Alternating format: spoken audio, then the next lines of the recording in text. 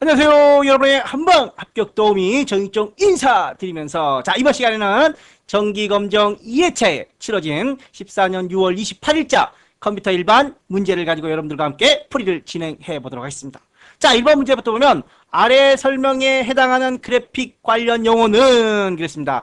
여기서 3차원 그래픽, 우리가 3차원 그래픽 그러면 주로 렌더링에 대한 문제들이 이전까지는 계속 출제가 됐었습니다. 여기서 답은 모델링인데 이전까지 모델링에 대한 정답이 나왔던 적은 거의 없었습니다. 그래서 우리가 보통 3차원 그래픽, 3차원 그래픽에서 지난 시간에도 나왔었죠. 지난 시간이가 아니라 지난 2014년 1회차 문제에서도 나왔습니다. 3차원 그래픽에서 사실감을 더해주는 게 렌더링입니다. 근데 여기서는 사실감이라는 말은 없고 3차원 그래픽에서 어떻게 표현을 할 것인지를 정하는 과정이라고 되어 있어요. 그래서 보통 문제하고 답만 외우는 친구들은 보면은 3차원 그러면 렌더링 근데 렌더링이 없네요. 보기에 또 렌더링이 없어요. 그렇다면 여러분들이 또 디더링에 대한 두 가지 이상의 색을 조합해서 만들어내는 것들을 디더링이라고 하죠. 인터레이싱이 뭐죠? 흐릿하게 보이다가 처음에는 흐릿하게 보이다가 점점 선명해지는 기법입니다. 인터레이싱. 그 다음에 모핑. 두 가지의 이미지를 부드럽게 연결하는 거. 우리가 2014년 1회 때 문제에서 출제된 용어 중에서 안티엘리어싱 기억나나요? 안티엘리어싱. 안티엘리어싱은 뭐였었어요? 그래픽. 비트맵 형식에서 부드럽게 처리되지 않고 계단 형식으로 나오는 그런 것들을 부드럽게 처리해주는 걸 안티엘리어싱이라고 했습니다. 안티엘리어싱. 인터레이싱과 안티엘리어싱은 서로 다른 개념입니다. 그리고 렌더링. 3차원 그래픽에서 사실감을 뭐를 통해서 명암과 색상을 통해서 사실감을 더해주는 게 렌더링이고, 모델링이란 3차원 그래픽에서 어떻게 표현할 건지를 정하는 과정이 모델링에 해당됩니다. 모델링. 그래서 각각의 용어들 잘 정리를 좀 해 주시기 바랍니다. 두 번째 문제 한번 살펴보도록 하겠습니다. 멀티미디어 관련 비디오 데이터. 우리가 비디오, 멀티미디어 동영상 관련 확장자들은 주로 V가 들어갑니다. V, AVI. AVI. 고화질 동영상 압축을 위한 비표준 동영상 파일. AVI는 표준 동영상 파일입니다. 그리고 윈도우 미디어 플레이어에서는 기본적인 설정 없이 기본적으로 재생이 됩니다. 그러면 윈도우 미디어 플레이어에서만 실행이 되는 건 아닙니다. 곰 플레이어에서도 가능하겠죠. 기타 여러가지 동영상 플레이에서도 가능한 게 AVI입니다. 그 다음에 MPEG은 동영상 표준이죠. 국제 표준 동영상이고, 오디오, 동영상에서는 말소리가 안 나오나요? 움직임만 나오나요? 말소리도 나오죠. 당연히 오디오 데이터도 압축을 하는 거죠. 그리고 우리가 2014년 1회 때도 나온 스트리밍 확장자가 뭐였었죠? ASF. 정답으로는 나오지 않고 보기 중에 나왔었던 거 기억나시나요? 스트리밍. 다운로드 하지 않고 다운로드 하면서 플레이한다라고 그랬습니다. 그 다음에 퀵타임 무비. 애플사에서 개발한, 이 문제도 보면은 지금 문제 09년에 동일하게 출제됐고, 2012년 3월 1회, 2012년 1호에서도 유사하게 출제가 됐습니다. 그리고 애플사의 MOV, 지금 퀵타임 무비라고 되어 있죠. 이 문제는 2014년 3회, 문제 6번에 출제된 적도 있습니다. 그래서 퀵타임의 애플사의 MOV도 같이 좀 기억을 해주시기 바랍니다. AVI는 표준 동영상으로서 윈도우에서 기본적으로 재생 가능하고, 곰 플레이어 등등 기타 플레이어에서도 재생이 가능하다. 또 우리가 윈도우 문제에서 이런 문제도 나온 적이 있어요. 윈도우 미디어 플레이어가 여기 있죠. 윈도우 미디어 플레이어는 재생만 하는 겁니다. 재생만. 편집 같은 건 안 돼요. 여기서는 편집이 안 됩니다. 근데 여기서는 이제 AVI를 미디어에서만 실행되는 게 아니라 곰도 기타 등등 플레이에서도 실행이 되기 때문에 틀린 건 1번이 틀린 내용이 되겠습니다. 세 번째 문제. 도스가 디도스죠. 디도스. 우리가 2014년 1회 때에서도 이런 보안 관련 문제 있을 때 디도스에 대한 내용 설명드린 적 있는 것 같아요. 특정한 시스템에서 보안이 제거되어 있는 통로. 우리가 기억나나요? 내용부터 한번 정리를 좀 해보고 갈게요. 백도 또는 트랩도어라고 우리가 2014년 1회에서는 트랩도어라는 용어로 출제가 됐었어요. 자, 백도어, 뒷문이죠, 뒷문. 개구멍 같은 거. 자, 프로그래머들이 나중에 문제가 생겼을 때 자기가 들어가서 고치려고 하는 뒷문, 개구멍 같은 게 백도어입니다. 자, 슈퍼핑은 눈속임이죠. 내가 정상적인, 보통 은행 사이트들이 그런 데가 많아요. 가짜 은행 사이트를 만들어 놓고, 뭐 국민, 농협 이런 사이트를 만들어 놓고, 자기네가 진짜 홈페이지처럼, 그리고 사용자가 막 입력을 합니다. 키로고 기억나시죠? 지난 시간에 키로고 내용들을 다 수집해 놔가지고, 그걸 가지고 아이디라든가 비밀번호를 다 빼버립니다. 자, 그런 키로고 같은 것들도 있었고, 여기서는 정상적인 것처럼 하는 게 슈퍼핑입니다. 위장을 하는 거죠, 위장. 자, 그 다음에 웜은 네트워크를 통해서 자신을 복제하고, 트로이 같은 것도 있었어요. 트로이는 복제는 못하지만 한번 걸렸다면 치명적인 거. 웜이 감기라고 한다면 트로이 목마는 암 같은 존재라고 설명을 드렸던 것 같아요. 언제적인지는 모르겠지만. 자, 그러면 디도스에 대한 설명입니다. 디도스는 좀비죠, 좀비. 막 엄청나게 많은 좀비들을 만들어가지고 한꺼번에 공격을 해버립니다. 자, 그래서 1번부터 보면은 1번은 트랩도, 백도어를 설명하고 있는 겁니다. 자, 그 다음에 위장하는 거. 위장은 슈퍼핑입니다. 자, 그 다음에 4번에 복제를 하는 것들은 웜에 대한 거죠. 트로이 목마는 복제를 못해요. 자, 시스템의 오버플로우를 일으켜 정상적인 서비스를 수행하지 못하도록 오버플로우, 막 무작위로 공격을 해버립니다. 서비스 거부 공격. 관리자 권한 없이도 특정 서버에서 처리할 수 없을 정도로 대량의 신호를 한꺼번에 보내는 겁니다. 그래서 마비시켜버리는 거, 마비. 좀비를 만들어 놓은 거죠. 자, 그래서 디도스에 대한 내용은 3번에 대한 설명이 정답이 되겠네요. 자, 내용들도 용어들도 다시 한번 꼭 정리를 해주시고 문제답이 아닌 내용들도 정리를 한꺼번에 좀 해주시라는 겁니다. 자, DNS도 이전 문제에서도 설명해서 한번 드렸던 것 같아요. DNS가 뭐죠?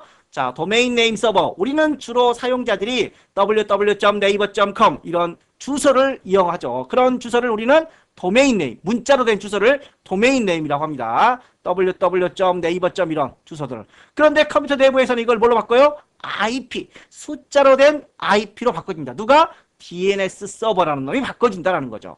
따라서 뭐 도메인 네임 시스템의 약자로 쓰인다. DNS는 이거 맞는 거죠. 문자로 만들어진 도메인, 이런 문자로 만들어진 도메인을 숫자로 바꿔준다. 오케이.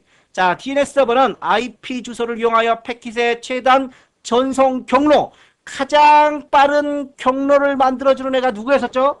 자, 우리가 지난 시간에 OSI 7계층 순서들을 쭉 보면서 다시 한번 불러볼까요? 맨 밑에가 물이었죠.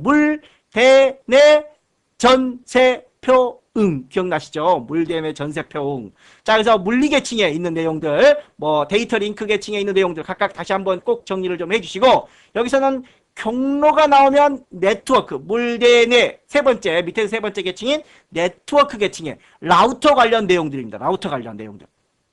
자, 그래서 4번에는 3번이 틀린 내용이고, 자, 이렇게 해서 4번에 여기서 2012년 2회 문제에서도 유사 출제가 된 것 같습니다. 자, DNS는 문자 도메인을 숫자로 변경해주는 것을 DNS 서버라고 합니다. 자, 4번에는 3번이 틀린 내용이고, 자, 5번 인터넷 서버까지 경로를 추적한다. 경로 나오면 우리가 라우터예요. 라우터. 자, 어떤 경로를, 최단 경로를 말하는 겁니다. 최단. 자, 예를 들어서 이게 원래는 군사 용어였어요. A에서 B까지 가는 길이 이렇게 뭐 또 이렇게 있어요. 그런데 중간에 적이 막고 있겠죠. 길을 막고 있어요. 그래서 적을 피해서 갈 수 있는 가장 빠른 길, 최단 경로. 그게 라우터입니다. 라우터.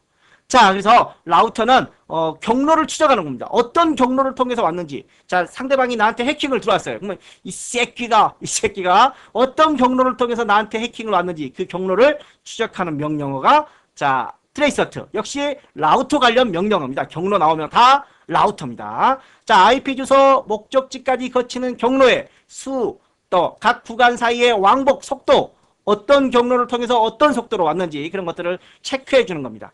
특정 사이트가 열리지 않을 때 해당 서버가 문제인지, 인터넷망이 문제인지 확인도 가능하고, 인터넷 속도가 느릴 때는 어떤 구간에서 정체가 일어났는지 이런 것들도 추적을 해주는 겁니다. 이런 것들이 트레이서터, 라우터 관련 명령어입니다. 현재 자신의 컴퓨터에 연결된 다른 컴퓨터의 IP 주소라든가 포트 정보, 자, 어떤 놈들이 내 컴퓨터에 접속되어 있는지, 어떤 경로를 통해서 왔는지 궁금하지는 않고, 어떤 놈들이 내 컴퓨터에 접속해 있는지 그런 것만 알고자 한다는 거죠. 경로까지 알려면 트레이서터지만 진짜 수신된 정보만, 수신된 포트 정보만 알고 싶을 때는 네스타트를 이용하게 되는 겁니다. 자, 그래서 5번에는 4번이 틀린 내용이 되겠네요. 6번 문제. OSI 7계층 다시 한번 나오네요. 몰덴의 밑에서부터. 몰덴의 전세표응. 기억나시죠? 허브 이런 것들도 물리 계층에 있었죠. 자, 그 다음에 데이터 링크 계층에는 두 번째 계층입니다. 여기 보면 데이터 링크 계층은 주로 이제 동기화, 오류 제어, 흐름 제어 등 물리적인 링크를 통해서 서비스하는 스위치, 브릿지가 데이터 링크, 허브라든가 리피터는 물리 계층에 있었죠. 그 다음에 네트워크 계층에는 아까 라우터가 있었습니다. 자, 이런 것들을 각 계층별로 좀 구별을 해주시고, 자, 그러면 데이터 링크 계층이니까 동기화, 오류 제어, 흐름 제어. 자, 여기 흐름 제어 있습니다. 흐름 제어. 그 다음에 동기화 있죠. 동기화 있고, 순서 제어. 흐름 제어가 순서 제어죠. 전송 제어는 얘가 못해요. 그러면 전송 제어는 누가 하느냐? 전송 제어는 전송 계층이 담당합니다. 자, 그렇다면 3번은 전송 제어 계층이냐? 그건 아니에요. 또 보면은 그냥 전송 제어만 담당하면 전송 제어 계층이지만 파일 전송 등에 대한 전송 제어 기능입니다. 자, 그래서 응용 프로세서 간의 정보 교환, 이용자 간의 통신, 사서합, 파일 등의 전송 기능은 응용 계층. 우리가 최상위 계층, 응용 계층 있죠. 그 다음에 뭐 프리젠테이션 계층에 암호, 압축 관련 프리젠테이션 계층도 있었고. 자, 그래서 각각의 계층도 좀 구별을 하고, 이런 문제도 처음 나온 것 같아요. 이런 문제들도. 자, 데이터 링크 계층에 다음 세 가지 기능이 있다라는 것들도 좀 눈여겨봐 주시고, 아까 우리가 1번 같은 경우도 처음 나왔던 문제예요. 1번. 모델링 같은 것들도, 이런 문제들도 기존에 거의 렌더링으로 출제가 되는데, 이제 모델링 문제가 나온 것 같아요. 1번, 5번도 뭐 기존에 2013년에 그대로 출제된 문제고, 1번, 6번만 새로운 유형의, 7번 문제도 과거에는 나왔는데 최근에는 거의 나오지 않았던 문제들입니다. 자, 한번 보겠습니다. URL이란 홈페이지 주소를 말합니다. 홈페이지 주소. 자, 그러면 예를 들어서 우리가 주로 이제 네이버를 많이 들어가죠. 이렇게 www.naver.com 여기까지가 서버 주소입니다. 여기까지가 서버 주소. 포트 주소 HTTP는 보통 콜론 80 우리가 쓰나요? 보통 생략을 하죠. 보통 안 써요. 그래서 이렇게 표시된 건 생략표입니다. 그리고 이제 경로, 뭐 어떤 파일 뭐 각각 있죠. 자, 그런 경로들이 뒤에 들어갑니다. 여기까지만 보면 서버 주소고 뒤에 포트 번호는 생략을 하고 뒤에 또 다른 경로가 쭉 있죠. 이런 것들을 우리는 전체를 URL이라고 합니다. URL. 자, 그래서 이때 이 주소만 살펴봤을 때, 자, URL이네요. URL의 네 가지 구성 요소. 먼저 맨 앞에 프로토콜이 옵니다. 프로토콜. 그 다음에 서버 주소. 그 다음에 포트 번호는 일반적으로 생략도 해요. 생략도 하고 우리가 보통 쓰지 않죠. 자, 그 다음에 파일 경로. 이렇게 해서 정답은 1번이 되겠습니다. 프로토콜이 맨 먼저 온다는 거. 약속이에요, 약속. 자, 어떤 약속을 제일 먼저 해야 되겠죠.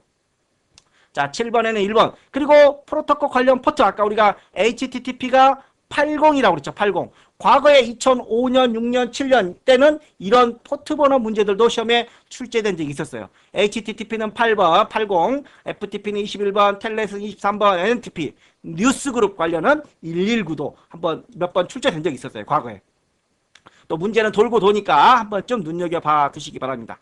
자, 8번 문제. 전송할 데이터의 양과 해선 사용 시간이 많을 때 효율적이며 중앙의 컴퓨터와 1대1 우리가 그 네트워크 폴리지에 따지려면 성형에 해당되겠죠. 성형. 자, 망형, 성형, 뭐 버스형 이런 거 있었죠. 중앙과 1대1로 연결되는 건 성형입니다. 자, 그런데 이제 그런 네트워크 폴리지를 설명하는 건 아닌 것 같고 1대1로 연결되는 게 뭐냐. 자, 메인 프레임은 대형 컴퓨터를 말하는 겁니다. 대형 컴퓨터. 클라이언트, 손님이죠. 서버, 서비스를 해주는 주인과 고객의 관계입니다. 주인과 고객의. 주로 이제 분산 처리 시스템에 사용되는 거고, 반이중, 전이중, 동시에 전송이 되느냐, 안 되느냐, 이 차이인데, 여기서는 중앙의 컴퓨터와 1대1로 연결되어 있기 때문에, 포인트 투 포인트, 1대1 방식이라는 겁니다. 자, 그래서 중앙의 컴퓨터와 1대1로 연결되며 유지 보수가 쉬우며 양이 많을 때 사용하는 게 포인트 투 포인트 방식이다. 자, 그 다음에 9번 문제. 소프트웨어에 대한 설명으로 옳지 않은 거. 자, 이 문제도 지난 시간에 1회 때, 2014년 1회 때 쉐어웨어 관련 문제들이 몇 개 나왔던 것 같아요. 자, 쉐어웨어는 우리가 뭐 했었죠? 마트에서 시식 코너를 할 수 있는 거. 공짜 했었죠? 먹어봐. 왜? 먹고 보고 맛있으면 사라라는 제품을 구입을 유도하는 거였었어요. 쉐어웨어는 일정 기간 동안 무료로 사용하고 원하면 정식으로 구매해라라는 겁니다. 자, 그 다음에 프리웨어. 프리웨어는 무조건 공짜예요. 프리웨어는. 그 다음에 패치. 패치는 이미 자 우리가 프로그램의 기능들을 좀 살펴볼까요? 제일 먼저 개발을 하겠죠. 개발을 해서 어떻게 해요? 개발을 해서 알파가 나옵니다. 알파 버전. 그 다음에 베타 버전이 나옵니다. 알파란 회사 내부에서 이상이 있는지 없는지 테스트를 해봐야 되겠죠. 그래서 알파란 회사 내부에서 직원들 간의 테스트를 거치는 과정입니다. 이상이 없다. 그러면 이제 외부의 전문가들, 자, 문제점을 발견하기 위한 거죠. 문제 발견이나 기능 향상을 위해서 무료로 어떤 사람들에게 근데 회사 내 외부의 전문가들이라든가 관련 종사자들한테 문제가 있는지 없는지 테스트를 거치는 게 베타입니다. 그래서 내부에서 알파, 외부에서 베타, 그런 다음에 이제 상용을 하는 거죠. 상용. 돈 주고 팔아요. 그런데 잘 안 팔린다. 그럼 어떻게 해요? 쉐어웨어 해보겠죠. 이거 맛있으니까 한번 먹어보세요. 이렇게 시식을 하겠죠. 아무튼 그런 단계를 거쳐서 이제 상용, 돈 주고 팔았어요. 그런데 돈 주고 팔았는데 이 알파, 베타에서는 거치지 않던 오류들이 상용 단계에서 걸러져요. 문제가 생기는 게 찾아지겠죠. 그러면 그때 이제 그 문제점에 대한 것들을 다시 보완해서 기능을 보완해서 다시 한번 내주는 걸 패치라고 합니다. 패치. 자, 근데 문제에서는 옳지 않은 것을 물어봤네요. 자, 그러면 아까 우리가 1번, 2번은 살펴봤으니까 3번 패치부터 한번 보겠습니다. 기능을 알리기 위해 기간이나 기능을 제한하여 무료로. 이거 뭐였었죠? 쉐어죠, 쉐어. 자, 그 다음에 뭐 데모도 있어요, 데모. 기능을 얘는 쉐어는 뭐죠? 일정 기간 동안 공짜죠. 자, 기능을 알리기 위해 기간이나 기능을 제한하여 무료로 배포하는 데모 프로그램들도 있습니다. 자, 그 다음에 베터는 근데 이거는 틀린 거죠. 패치는 뭐예요? 돈 주고 판매한 후에 문제가 생겼을 때 그 기능을 조금씩 패치, 수정해서 업그레이드 하는 걸 패치라고 합니다. 자, 이미 제작, 배포된 프로그램에 대해서 오류 등을 수정을 하려고 만들어내는 겁니다. 자, 베타 버전은 정식 프로그램을 발표하기 전에, 상용화하기 전에 프로그램의 문제나 기능을 알리기 위해 누구한테? 외부, 관계자, 전문가들한테 배포하는 것들이 베타입니다. 자, 그래서 각각의 버전들을 전부 다 좀 기능을 좀 해주시기 바랍니다. 2014년 1월에 에듀웨어도 있었죠. 에듀웨어. 광고를 보면서 공짜로 보는 에듀웨어도 있었죠. 자, 그런 것들도 한번 정리를 해주시고. 자, 10번 문제. 컴퓨터를 사용하기 위하여 근본적으로 필요한 소프트웨어. 우리가 컴퓨터를 사용하면서 가장 필요로 하는 프로그램이 뭐예요? 운영체제. 윈도우 7, XP 이런 거 없으면 어떻게 돼요? 컴퓨터가 안 켜져요. 게임 없으면 뭐 인터넷이라도 하죠. 숙제라도 하죠. 그런데 운영체제가 없으면 어떻게 된다고요? 아예 컴퓨터가 안 켜져요. 그래서 근본적으로 필요한 소프트웨어가 운영체제입니다. 이런 운영체제들을 우리는 뭐라고 하느냐? 시스템 소프트웨어라고 합니다. 자, 응용은 돈 주고 사는 것들, 멀티미디어는 음악, 뭐 동영상 이런 것들이 멀티미디어 소프트웨어겠죠. 인베디드도 과거에 출제된 적이 있는데 TV, 냉장고, 이동전화 이런 그 가전제품에 대해서 가전제품에 포함된 운영체제로서 일반 PC 형태가 아니라 회로에 반도체 기억소자의 응용 프로그램을 탑재하여 컴퓨터의 기능을 수행하는 시스템 프로그램. 주로 이제 이런 쪽에는 윈도우 7이 아니라 윈도우 C라는 운영체제가 포함이 되어 있습니다. 하드웨어 소프트웨어가 하나로 인베디드가 보통 포함하다라는 겁니다. 포함하다. 그 안에 기계랑 소프트웨어랑 한꺼번에 포함이 되어 있다. 이런 제품들에 대해서. 자, 그리고 거기에 사용되는 운영체제는 윈도우 C가 있다. 자, 2010년에도 유사 문제가 출제가 됐었네요. 자, 그래서 3번이 정답이 되겠고 11번 문제로 가겠습니다. 클럭 주파수. 자, 주파수가 높을수록 속도가 빠른 겁니다. 컴퓨터의 전류가 흐르는 상태와 흐르지 않는 오프가 반복되어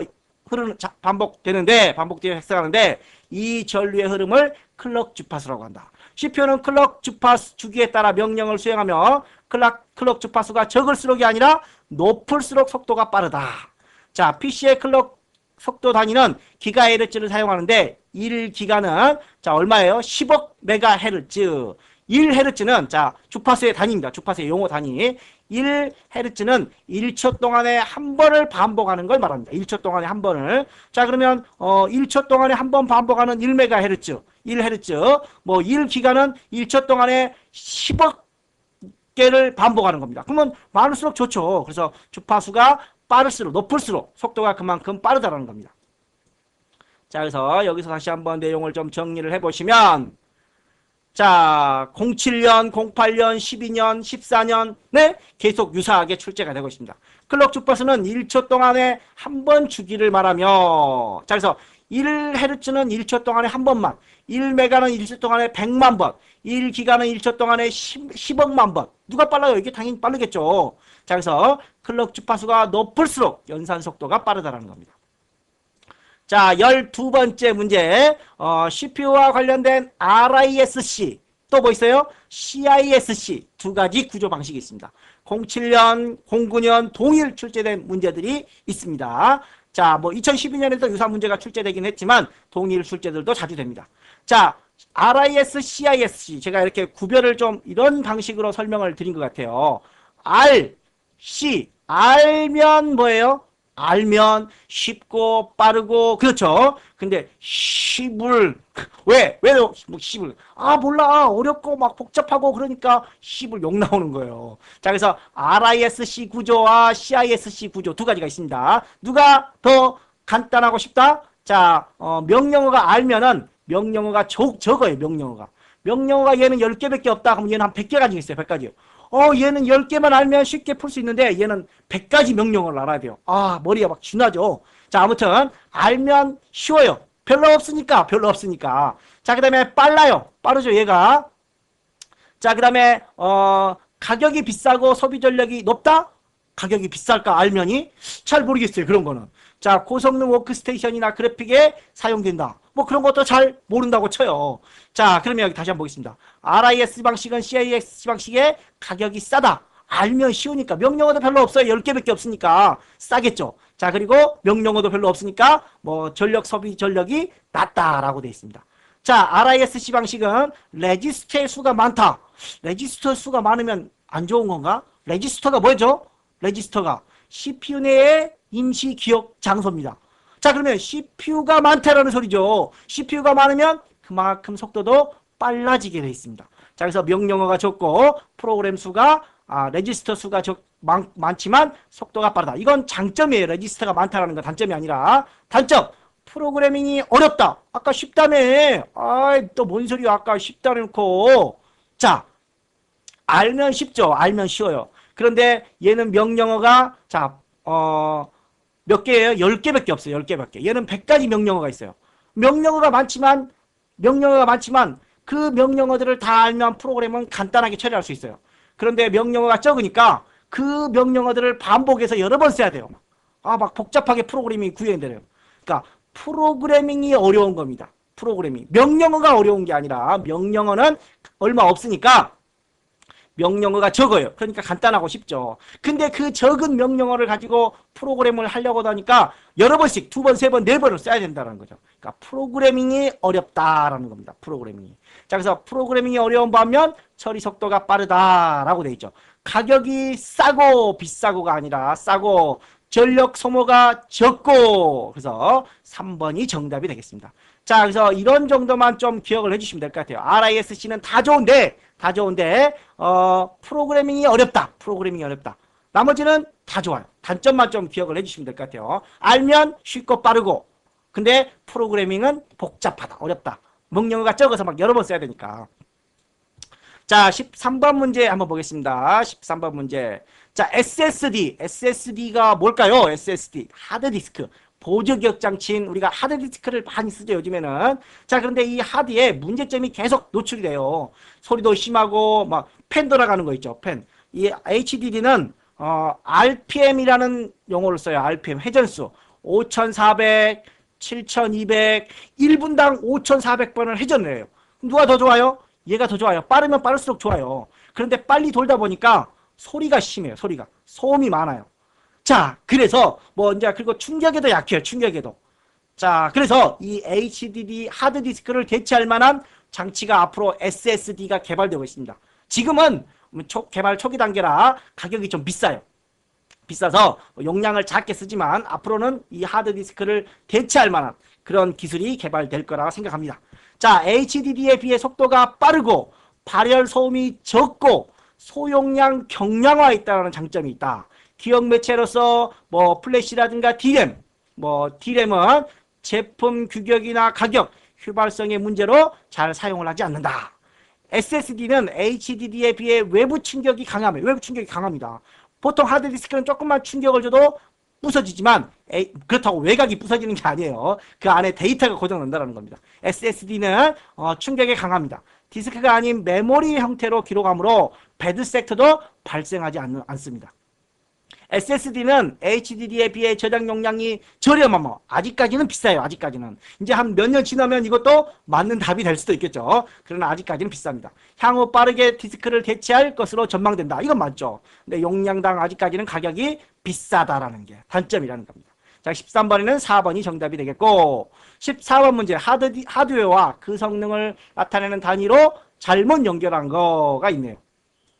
자, 우리가 하드디스크는 아까 RPM이라고 그랬죠. 5400, 7200. 7200 RPM이 더 좋은 겁니다. 1분당 회전수. 자, CPU는 플로팅 부동소수점. 연산에 쓰이는 명령어인데 FLOPS 부동소수점. 우리가 2014년 1회 때 보면 고정소수점에 음수 표현하는 방법이 있었죠. 1회 보수, 2회 보수, 부하절대치. 그런 것처럼 부동소수점 방식도 있습니다. 자, 부동소수점에 쓰이는 연산 방식이고 CD롬은 배속, 1배속에 초당 150km를 전송하게 됩니다. 초당 150km. 자, 램은 나노초라는 속도를 사용합니다. 나노초. BPI는 자기 테이프의 저장, 기록밀도 단위가 되는 겁니다. 자, 그래서 14번에는 3번이 정답이 되겠네요. 4번이 정답이 되겠네요. 자, 계속해서 15번 문제를 한번 보겠습니다. 자, 하드웨어를 추가하여 설치하는 방법. 자, 장치관리자. 이전 문제에서도 장치관리자가 나왔던 것 같아요. 유사한 문제들이. 자, 동작 레거시 하드웨어 추가. 그때도 1회 때도 제가 잠깐 설명을 드렸던 것 같아요. 자, 보통 이제 하드웨어를 추가하는 방법에는 두 가지가 있습니다. 하드웨어를 추가하는 방법에는 PMP가 적용이 되느냐 안 되느냐. PMP가 뭐였었죠? 플러그 앤 플레이. 전원을 꼽으면 자동으로 감지를 해서 컴퓨터가 그에 해당되는 소프트웨어를 자동으로 설치하는 걸 PMP라고 합니다. 자, 그런데 PMP가 자동으로 되는데 PMP가 적용이 되는 컴퓨터들은 하드웨어를 꼽으면 자동으로 알아서 자, 플러그 앤 플레이 나오네요. 지원되는 하드웨어를 장착하고 윈도우 7을 실행하면 새로 장착한 하드웨어를 자동으로 인식하고 설치한다. 그런데 PMP가 안 되는 경우에는 어떻게 하느냐. 그럴 때는 장치관리자를 열어서 동작의 레거시 하드웨어 추가 메뉴를 실행하면 이렇게 하드웨어 추가 마법사가 실행이 돼서 설치를 수동으로 할 수 있습니다. 자, 그 다음에 PS2 또는 직렬 포트를 통해 자, 연결된 키보드, 마우스 등은 제어판의 장치 및 프린터를 이용하여 설치할 수 있다라고 되어 있는데 장치 및 프린터를 한번 봐볼게요. 제어판의 장치 및 프린터. 여기 들어가서 보시면 마우스 있네요. 자, 마우스 얘는 그런데 우리가 이제 보통 USB 마우스들이 여기 나타납니다. 자, 프린터들 나타나죠. 프린터들도 나타나고. 자, 그래서 여기에서 보시면은 PS2라고 되어 있어요. 또는 직렬. USB는 뭔지 아시죠? PS2는 우리가 키보드 같은 것들이 주로 이렇게 구멍이 되어 있어요. 이렇게 5핀짜리인가? 이렇게 돼지 콧구멍처럼 되어 있네. 자, 이런 구멍이 들어 있어요. 그래서 USB인지 PS2인지 이렇게 구별할 수 있습니다. 또는 직렬 포트는 이렇게 돼가지고 뭐 프린터 포트보다 약간 작아요. 자, 이런 것들이 있습니다. 자, 이렇게 PS2나 직렬 포트를 통해 연결된 것들은 제어판의 장치 및 프린터에 나타나지 않습니다. 뭐의 경우에? USB의 경우에는 나타납니다. 자, 그래서 제어판 장치 및 프린터에 설치 가능한 경우가 있습니다. USB를 통해 연결하는 장치들. 그런 장치들은 여러 가지가 있겠죠. 드라이버, 키보드, 마우스, USB 케이블 이런 것들. 그 다음에 블루투스, USB 무선 장치 이런 것들. 대신 이제 장치에서 불가능한 경우들이 있습니다. 컴퓨터 내부에 연결되어 있는 하드 드라이브, 디스크 드라이브, 사운드, 비디오, 컴퓨터 내부에 컴퓨터 우리 본체 있죠, 본체. 안에 들어있는 메모리, 프로세서 이런 것들은 안 나타납니다. 그 다음에 선으로 연결된 사운드 같은 거. 그 다음에 PS2 또는 직렬 포트로 연결된 키보드, 마우스 이런 것들은 안 된다는 거죠. 뭘로? 자, 장치 및 프린터에서 안 된다는 겁니다. 자, 그리고 아까 하드웨어 추가 방법. PMP가 지원 안 되는 경우는 1번, 2번을 통해서 되는 거고 PMP가 되는 건 3번을 통해서 되는 겁니다. 자, 그러면 4번이 틀린 내용이라는 겁니다. 자, 16번 문제 연결 프로그램에 대한 내용이 있습니다. 연결 프로그램 잠깐 한번 보고 갈게요. 자, 이 파일을 열면 이렇게 2014년 1, 2, 3회 기출문제 풀이라고 되어 있죠. 우리가 더블 클릭을 하면 어떻게 돼요? 메모장이라는 프로그램에 자동으로 연결돼서 열리게 됩니다. 자, 여기서 마우스 오른쪽 버튼 누르면 연결 프로그램 나오죠. 여기서 기본 프로그램에 가서 메모장으로 현재 설정이 되어 있는데 메모장이 아닌 뭘로 해볼까요? 그림판으로 열어볼까요? 그림판으로. 자, 그림판으로 열고 했더니 안 열린대요. 왜 안 열리죠? 자, 더블 클릭해도 그거는 그림판으로 열 수가 없어요. 그쵸? 열 수가 없기 때문에 이런 메시지가 나오는 겁니다. 자, 그러면 연결 프로그램을 바꿔주면 되겠죠. 뭘로? 메모장으로. 메모장으로. 그러면 이제 자동으로 열리는 겁니다. 즉, 연결 프로그램이 잘못되면 실행이 안 된다는 겁니다. 자, 그래서 연결 프로그램을 더블 클릭하면 자동으로 그 해당 문서를 더블 클릭하면 그 프로그램, 메모장들이 자동으로 실행됩니다. 바로가기 메뉴에서 연결 프로그램으로 변경도 할 수 있죠. 근데 잘못 변경하면 안 되는 거죠. 연결 프로그램이 지정되어 있지 않을 경우 데이터 파일을 더블 클릭하면 연결 프로그램을 선택하라는 메시지 전혀 없는 경우, 전혀 연결 안 되어 있는 경우에는 창이 대화 상자 등이 자동으로 뜹니다. 연결 프로그램을 삭제하면 연결 데이터나 파일도 함께 삭제된다.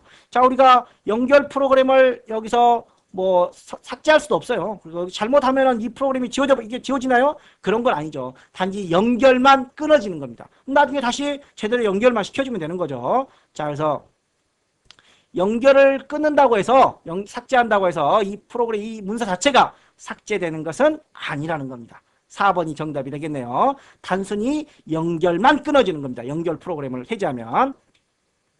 자, 7번 문제, 17번 문제. 윈도우 7 운영체제에 대한 설명으로 옳지 않은 거. 거의 대부분 윈도우 전반에 걸치기 때문에 XP7 거의 구분이 없습니다. 자, 레디 부스트, 빠르게 준비할 수 있는 부티 설정한 USB 플래시 드라이버 및 플래시 메모리 카드를 이용하여 속도를 향상시킬 수 있고, 자, 디펜더를 사용하여 스파이어 및 그 밖에 원하지 않는 소프트웨어로부터 컴퓨터를 보호할 수 있다. 자, 기본적으로 성능 보안 안정성 면에서 고급 기능을 제공하는 NTFS 파일 시스템을 사용하여 FAT32를 사용할 수 없다. 자, 윈도우 XP건 윈도우 7이건 FAT32, NTFS 두 가지를 모두 지원합니다. 그런데 주로 이제 NTFS가 더 효과적이기 때문에 NTFS를 사용을 하지만 FAT32를 사용할 수 없는 건 아니라는 겁니다. 자, 그래서 3번이 틀린 거죠. 자, 18번 문제. 윈도우 7의 파일이나 폴더 검색에 관한 설명이다. 자, 시작 메뉴. 과거에는 여기가 실행이 있었어요. 뭘 실행을 하는 건데 지금 이제 윈도우 7에서는 실행도 할 수 있고 뭔가를 검색도 할 수 있습니다. 자, 이렇게 해서 여기서 검색하는 경우와 자, 탐색기, 윈도우 탐색기를 열어서 여기서 검색하는 경우가 있습니다. 여기서도 할 수 있어요. 자, 그런데 여기에서 하는 경우에는 검색 필터 추가, 종류 어떤 걸로 쭉 나오죠. 종류 어떤 걸로. 그 다음에 수정한 날짜, 이런 것들도 나오고, 유형, 어떤 확장자를 대상으로, 이름, 어떤 이름들도 여기다 쓸 수 있게끔 이런 검색 필터를 추가할 수 있는 반면에 탐색 기능에서는, 그러나 시작에서는 그런 필터를 사용할 수 없다라는 차이점입니다. 자, 그 다음에 여기 보면 검색 상자를 사용하여 색인된 파일만 검색된 결과에 나타나며 컴퓨터의 일반적인 파일들은 대부분 색인이 구성되어야 한다. 뭔 말인지 잘 모르겠네요. 자, 아무튼 마이너스를 붙여서 검색을 하면 포함할 수 없게끔 빼고 싶은 것들을, 검색하지 않고 싶은 것들을 하면은 마이너스를 붙이면 된다는 겁니다. 데이터를 검색한 후 검색 기준으로 저장을 할 수 있고, 저장된 검색을 열기만 하면 원래 검색한 일치하는 최신 파일이 나타난다. 시작 메뉴의 검색 상자에서 검색 필터를 사용하여 파일을 검색할 수 있다. 방금 시작 메뉴에 있는 검색은 검색 필터를 사용할 수 없다라고 했습니다. 시작 메뉴에서는 할 수 없고 컴퓨터나든가 탐색기를 이용하는 경우에는 이렇게 검색 필터를 추가할 수가 있습니다. 자, 그 다음에 원격 데스크톱. 원격이란 내 컴퓨터가 아니라 상대방의 컴퓨터를 말하는 거죠. 이렇게 사용할 때 네트워크 연결이 잘 안 된다. 왜 상대방의 컴퓨터가 잘 안 들어가지지? 방화벽 같은 외부적인 요인 때문에 안 될 수 있겠죠. 그 다음에 원격 데스크톱의 연결이 잘못되어 있는 경우들도 있을 것 같아요. 자, 그러면 핑 같은 명령어로 잘 됐는지 안 됐는지 동작을 체크해 보면 되겠죠. 자, 그런데 윈도우 탐색에서 폴더 옵션 기본값. 자, 폴더 옵션 기본값을 잠깐 한번 봐볼까요? 자, 이런 문제들도 자주 출제가 되죠. 폴더 옵션. 새 창에서 열 건지 한 번으로 실행할 건지 우리가 보통 바탕화면 2번 실행하죠. 근데 한 번으로 열 건지, 자, 뭐 폴더 표시를 할 건지 이런 것들을 누르면 자, 원래 이거 없었죠. 근데 이런 것들을 다 풀어줍니다. 이 폴더 옵션에 대한 기본값을 해제해 주는 거죠. 시험에는 이런 것들도 잘 나오는 것 같아요. 2번 클릭해서 우리가 바탕화면에서 2번 클릭하죠. 근데 한 번에 열 수 있다는 거. 보기 탭에서는 주로 보고자 하는 거, 중요한 파일들을 숨겨놓는다거나 뭐 보호된 운영체제를 숨긴다거나 숨겨져 있는 파일을 볼 건지 말 건지 또는 확장자를 볼 건지 말 건지 이런 것들을 설정해 주는 것들이 보기 탭에 있는 내용들입니다. 자, 그래서 4번 문제의 경우에는 폴더 옵션에 08년에 동일하게 출제된 문제가 있습니다. 자, 그래서 여기서 기본값 복원이란 원격 데스크톱과 관련 없이 그냥 폴더 옵션에 설정한 기본값들을 자, 이렇게 여기는 풀어주고 이런 게 기본값이라는 겁니다. 이런 거를 설정해 주는 게 도구 폴더 옵션에 대한 내용들이 되겠네요. 자, 20번 마지막 문제가 되겠네요. 자, 윈도우 7에서 사용하는 바로가기 키에 대한 설명이다. Alt F4 종료죠. 실행 중인 프로그램 끝내기 종료. Alt F4, Alt 스페이스 4 여기 있죠. 여기를 클릭하면 이런 거 나오죠. 이게 나오는 겁니다. Alt 스페이스 바 마우스 안 누르고 이렇게 누르면 여기서 이렇게 나옵니다. 이렇게. 자, 그 다음에 Alt 엔터 속성. 자, 우리가 마우스 오른쪽 버튼 누르는 거와 같은 거죠. 이렇게 해서 마우스 오른쪽 버튼 누르는 거 여기서 속성이 어딨죠? 자, 속성 이런 거 들어가는 거와 같습니다. 자, 바탕화면에서 마우스 오른쪽 내 컴퓨터에서죠. 속성 이렇게 들어가는 겁니다. 이게 Alt 엔터입니다. 과거 XP에서는 Alt 엔터가 두 가지 기능이었어요. 이렇게 속성 개념도 있었고 도스로 왔다 갔다 하는 그런 기능도 있었지만 윈도우 7에서는 그런 건 없어졌습니다. 자, 그래서 윈도우 7부터 Alt 엔터는 무조건 속성, 마우스 오른쪽 버튼 누르는 것과 같은 속성, 마우스 오른쪽을 이용한 속성과 같은 기능을 합니다.